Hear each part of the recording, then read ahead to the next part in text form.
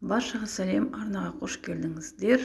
Бүгін сіздерге осындай ыстық ыдыстың астына қоятын төсеніш тоқып көрсететін боламын. Ол үшін бізге екі түрлі түсті жіп қажет болады және ілмекпіз. Жіптің қандай болуы маңызды емес. Мен қазір иран жібімен тоқитын боламын. Арнаға тіркелмеген болсаңыздар тіркеліп, лайк басуды ұмытпаңыздар және де комментарий жаза отырыңыздар. Алғаш өзіңізге қажетті түсті аласыз. Соң сұқ саусағымызға айналдыра шеңбер жасаймыз.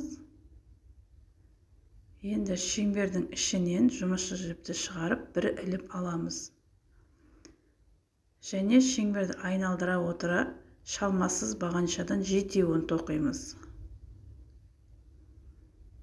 1, 3,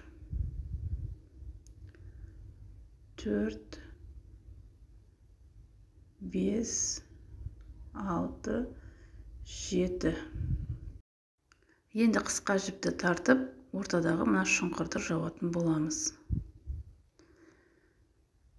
Келесі қатарға өту үшін мен осы жіпті алдына қойып кетемін, себебі келесі қатарда шатасып кетпеуіміз үшін осы белгі болады. Маркер қойсаңыздар, немесе басқа түстегі жіпті қойсаңыздар болады. Екінші қатарда бірінші тұрған ілмегімізден, бірінші ілмектен біздер шалмасыз бағаншамен, енді соңына дейін біз шалмасыз бағаншамен тоқимыз. Бір ілмектен екеуін аламыз. Тура жаңа біреуін тоқыдық қой, сол жерден енді екіншісін тоқимыз. Енді біз екінші түсімізді жалғайтын боламыз. Келесі екінші ілмектен екінші түсімізді жалғаймыз. Оны мінекей ілмегімізге кіргіземіз. Келесі түсті шығарамыз және осылай біріктіріп тоқимыз. Бізде мына бірінші тоқыған түсіміз осы мына тоқып жатқан шеңберіміздің үстіңгі жағында жатып бару керек. Ол бізбен бірге жүреді. Оны артқы жағына қалдыруға болмайды. Осылай үстіне қойып тоқимыз. Яғни осы қатарымыздың соңына дейін әрбір ілмектен біздер екеуден шығарып отыратын боламыз. Соңында бізде 16 ілмек пайда болу керек.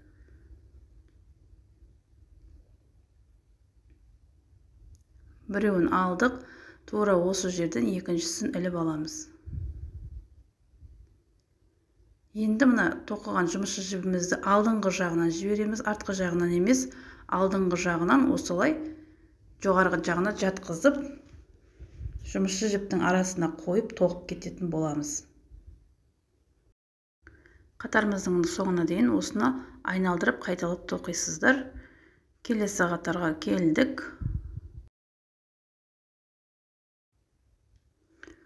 Енді үшінші қатарымызда бірінші ілмектен біздер біреуін тоқып аламыз. Екінші ілмегімізден бір ілмектен екі ілмек шығаруымыз керек. Осылай көбейтіп барамыз.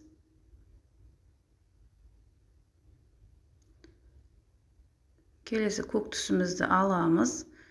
Көк түсімізде тұрған бірінші ілмекті дара жалғыз өзін бір тоқисыздар. Оған бас қоспайсыздар. Енді жанындағы ілмектен екеуін аламыз. Осылай 1, 2, 1, 2 болып көбейіп отырады.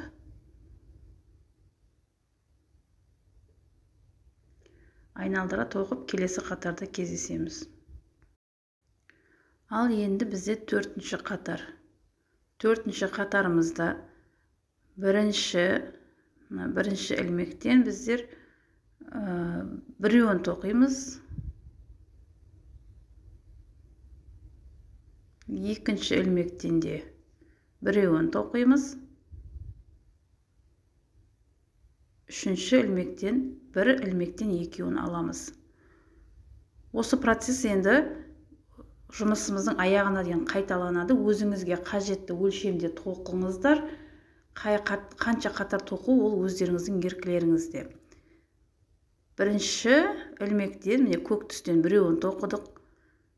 Екінші ілмегімізден де біреуін тоқимыз. Үшінші ілмектен біз екеуін тоқимыз.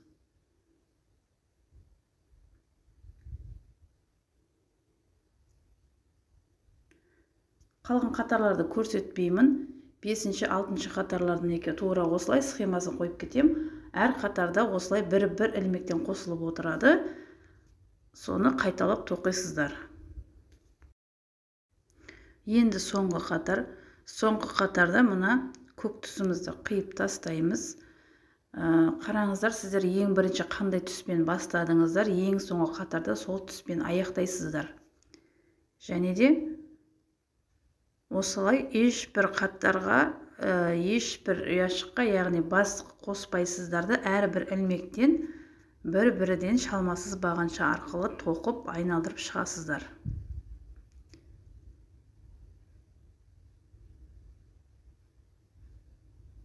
Бұл қатарда ешқандай бас қосылмайды.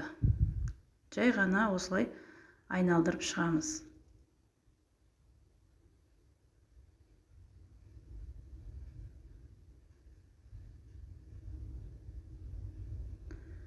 Қатарымызды аяқтадық.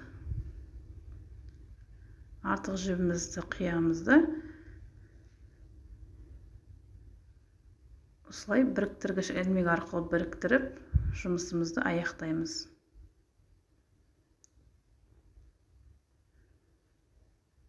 Және қалған артық жіпті осылай артқы жағына өткізіп, жасырып тастаймыз. Көрдіңіздер ме? Артында бірде-бір артық жіп болмайды. Және өте қалың болады. Өте шыдамды. Жуғанда да ешқандай бір созылып, өзінің формасын жоғалтпайды. Міне болды, жұмысымыз аяқталды. Артық жіпті қиямыз. Сіздер де тоқып көріңіздер. Менімен болғандарыңызға көп-көп рахмет. Арнаға тіркелмеген болсаңыздар, тіркеліп лайк басуды ұмытпаңыздар. Мені жоғалтып алмас үшін қоңыраушаны да баса кетіңіздер. Сау болыңыздар.